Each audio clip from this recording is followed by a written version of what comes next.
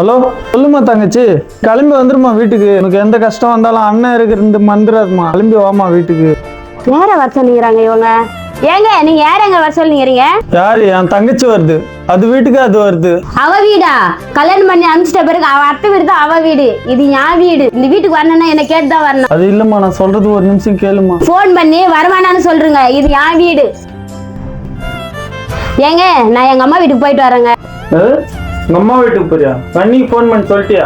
எங்க அம்மா வீட்டுக்கு பார்த்துக்கு எதுக்கு எங்க அண்ணி கிட்ட கேட்கணும்? அது என் வீடு. உங்க வீட்டுக்கு போறியா?